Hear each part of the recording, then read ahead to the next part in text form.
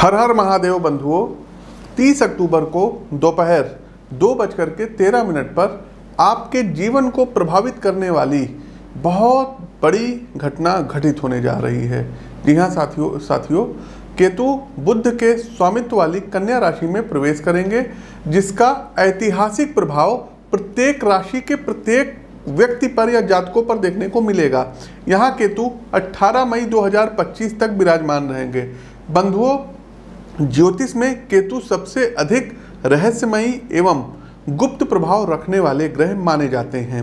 यदि केतु आप पर प्रसन्न हो तो भंडार भरने में देर नहीं लगाते, लेकिन जन्म कुंडली में इनका योग अथवा स्थान यदि शुभ नहीं है तो भरे भंडार भी ये खाली होने में देरी नहीं करते। केतु के व्यक्तित्व पर दृष्टि डालें तो आसुरी प्रकृति के बावजूद आध्यात्म, ज्ञान, तत्व मीमांसा, ज्योतिष, पारलौकिक अनुभव जैसे क्षेत्रों पर इनका एक आधिपत्य है। कारण कि इनका लालन पालन सिद्ध ऋषियों एवं महात्माओं के सानिध्य में हुआ है। मानव जीवन में तर्क, कूटनीतिक बुद्धि, अंतर्ज्ञान, विश्लेषण करने की शक्ति तथा जीवन मृत्यु के खेल को वास्तविक स्वरूप में समझाने का ज्ञान केतु से ही प्राप्त होता है।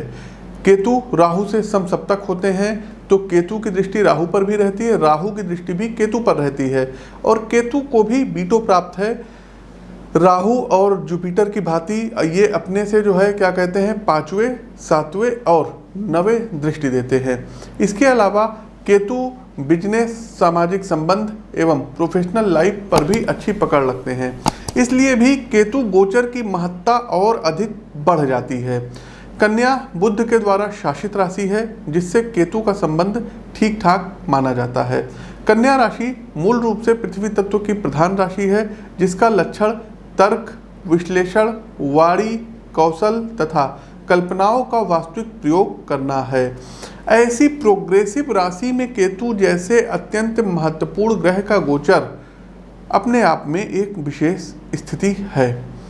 आने वाले लगभग 18 महीने आपके जीवन को हमेशा के लिए बदलने जा रहे हैं। तो आइए क्रमवार जानते हैं कि आपकी राशि पर इनका कैसा प्रभाव रहेगा और साथ ही जानेंगे कुछ ऐसे उपाय जिससे इस गोचर अवधि का आप अधिकतम लाभ उठा सकें।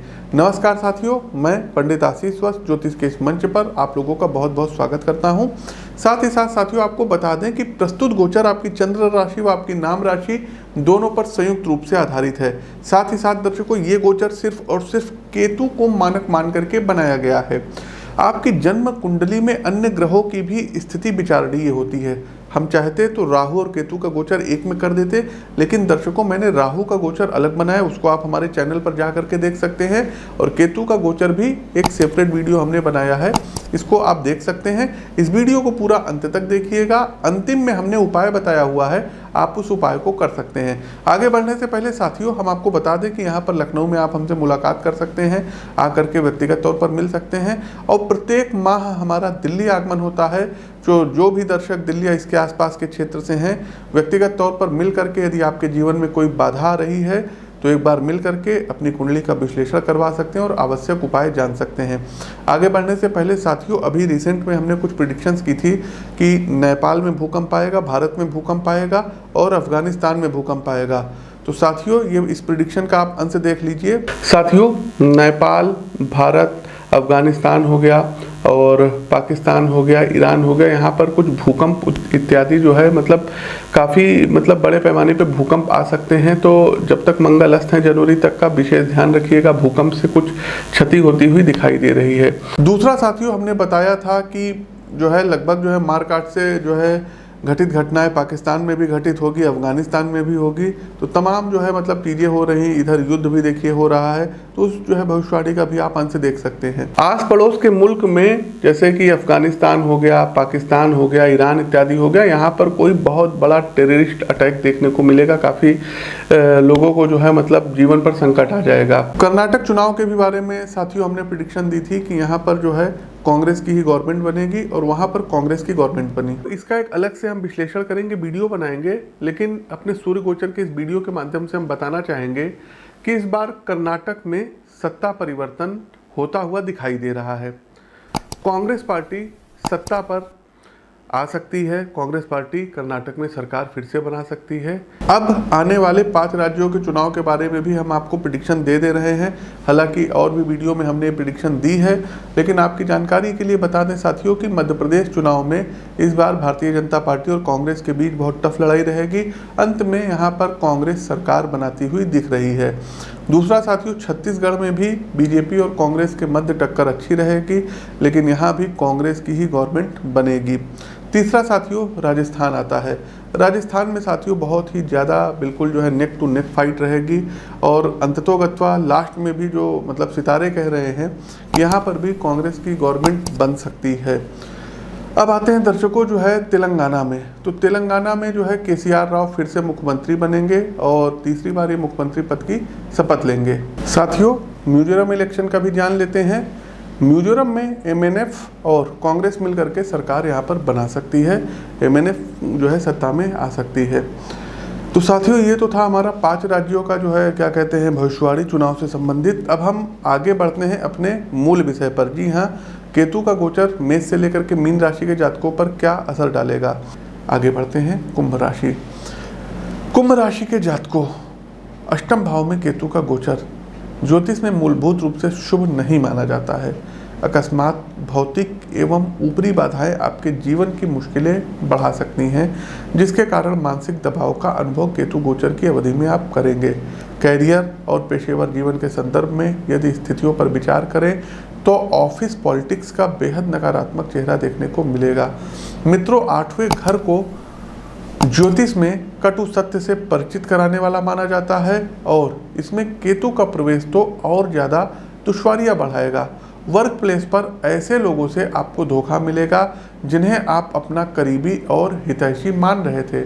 सलाह आपके लिए ये रहेगी कि किसी भी प्रकार की योजना को किसी से भी कहने से बचिएगा, कारण आपकी सजगता का अगला व्यक्ति अनुचित लाभ उठा सकता है। अकस्मात स्वास्थ्य का पैरामीटर नेगेटिव इंडिकेशन शो करेगा। यदि आप मैरिड हैं तो जीवन साथी को भी शारीरिक कष्ट के योग बन रहे हैं।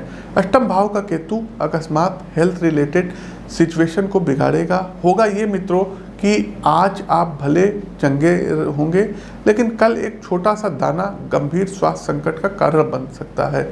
आप स्वयं भी नहीं समझ पाएंगे कि स्थिति कब इतनी ज़्यादा भयावह हो गई हो। ऐसी स्थिति में जितनी ज़्यादा आवश्यक डॉक्टर की सलाह है, उतना ही जरूरी जन्म कुंडली का विश्लेषण भी है। लेकिन सबसे पहले आप लोग डॉक्टर के पास जाइएगा। पर्सनल हॉरोस्कोप एनालिसिस आप जरूर बाद में करवा लीजिएगा। वहीं परिवार के संदर्भ में भी दिक्कत देखने को मिल रही है। रिश्तों में पारिवारिक संपदा का विवाद द्वेष बढ़ाने का काम करेगा। एक दूसरे के प्रति कटुता फैमिली स्ट्रक्चर को नुकसान पहुंचा सकती है। यदि आपने मामले को ठीक तरीके से संभालने का प्रयास न किया तो अगले 18 माह आपका अधिकांश समय कोर्ट के परिसर में बीतेगा, जहां धन और मन दोनों की हानि होगी। इन तमाम दुश्वारियों के बीच गोचर कालखंड की इस अवधि के मध्य अवस्था में अकस्मात धन लाभ के योग कुछ आपको राहत दिलाएंगे। शेयर मार्केट तथा बिजनेस का मुनाफा आर्थिक रूप से जीवन में स्थिरता लाने वाला सिद्ध होगा। बस आपको खर्चों पर नियंत्रण रखना होगा। साथियों, अनावश्यक के सामाजिक आडंबर से जुड़े खर्च आपको परेशान कर सकते हैं। कुछ भी खरीदने या किसी भी वस्तु पर खर्च करने से पहले उसकी ज़रूरत की उपयोगिता पर विचार अवश्य करिए। यदि मन के बहकावे में आकर आप खर्चों की रूपरेखा तय करेंगे तो गरीबी में आटा गीला होना तय है। इस दौरान आध्यात्मिक गतिविधियाँ बढ़ेगी। ज्योतिष पारलौकिक ज्ञान की ओर केतु आपको उन्मुख करेंगे। भारतीय ज्ञान एवं तत्व मीमांसा सीखने के प्रति आपका मन लालायित रहेगा। साथियों, अब आते हैं अपने कार्यक्रम के अंतिम जो है पड़ाव पर, और ये अंतिम पड़ाव है उपाय का, रेमेडीज़ का। तो केतु के लिए क्या ऐसी रेमेडीज़ है जिसको करके आप केतु के अच्छे परिणाम हासिल कर सकते हैं। सबसे पहले साथियों, आप लोग अपने स्क्रीन पर देखिए, केवल केतु का ही मंत्र मत करिएगा, क्योंकि राहु और केतु एक दूसरे से समसप्तक हैं। तो राहु का भी मंत्र जाप करिए, केतु का भी करिए। स्क्रीन पर देख लीजिए, मंत्र होगा राहु का ओम ऐं ह्रीं राहुवे नमः, और केतु का मंत्र है ओम ह्रीं केतुवे नमः। इस फटिक की माला से एक माला राहु के मंत्र का और एक माला केतु के मंत्र का प्रतिदिन जाप करिए। दूसरा साथियों, सुबह जल्दी उठ करके रविवार और आपको एकादशी हो गया गुरुवार, तुलसी दल नहीं तोड़ना है, तो सुबह उठ करके तुलसी दल आपको तोड़ना है और गंगा जल के साथ उसका जो है सेवन करना होगा। तीसरा साथियों, अपने घर के दक्षिण दिशा में एक लाल रंग का, जिसमें हनुमान जी हो, वैसा ध्वज आपको लेना है और अपने घर के दक्षिण दिशा में लगाना है, क्योंकि केतु को ध्वज पताका भी कहा जाता है। चौथा दर्शकों, आपको एक कार्य ये करना होगा, केतु स्तोत्र का प्रतिदिन यदि आप लोग एक पाठ कर सकते हैं तो बेस्ट है, गूगल पर आप लोग सर्च कर लीजिएगा। अगला एक काम ये करिएगा दर्शकों, जो हैंडीकैप लोग हैं और खास करके जो गर्दन के नीचे के विकलांग हैं, देखिए जो गर्दन के ऊपर का भाग होता है ये होता है राहु, और जो गर्दन के नीचे का भाग होता है वो होता है केतु। तो जैसे किसी का हाथ नहीं है, किसी के पैर कटे हुए हों, तो ऐसे लोगों को आपको जो है सैटरडे के दिन, बुधवार के दिन या नो मून के दिन खाने पीने की वस्तुओं को ऑफर करना रहेगा। और अपने घर में कुत्ता तो ऐसे नहीं पालना चाहिए, कुत्ता जो है घर से बाहर रखने वाली चीज़ है। तो बाहर जो कुत्ते होते हैं, स्ट्रीट डॉग्स जिसको बोलते हैं, यदि इनको आप बिस्किट्स वगैरह खिलाते हैं, ब्रेड वगैरह खिलाते हैं तो आपके लिए बेहतर रहेगा। साथ ही साथ साथियों, गणपति अथर्वशीर्ष का पाठ करना बहुत ही ज़्यादा आपके लिए लाभकारी रहेगा। प्रत्येक बुधवार वाले दिन 27 दूर्वा लीजिएगा, हल्दी में डिप करिएगा और गणेश जी महाराज को जाकर के अर्पित करिएगा। यदि आपके आसपास देख लीजिएगा क्षेत्र में कहीं हाथी हो तो उनको आप लोग गन्ना भी खिला सकते हैं। और जिनकी केतु की दशा चल रही हो तो हमारा एक आपको विशेष सलाह है कि रामेश्वरम तीर्थ की यात्रा आप लोग जरूर कर लीजिएगा, पुण्य के भागी होंगे और कुछ हमको भी पुण्य प्राप्त होगा। तो साथियों, ये कुछ उपाय हैं जिनको आप कर सकते हैं। वीडियो कैसा लगा कमेंट बॉक्स के माध्यम से हमें अवगत अवश्य कराइएगा। नए हैं तो चैनल को सब्सक्राइब करिए, बेल आइकन दबाइए। अपनी वाणी को विराम देते हुए ज्योतिष के इस मंच से मैं पंडित आशीष वत्स आप सभी प्रबुद्ध साथियों से विदा लेता हूँ। नमस्कार, राम राम।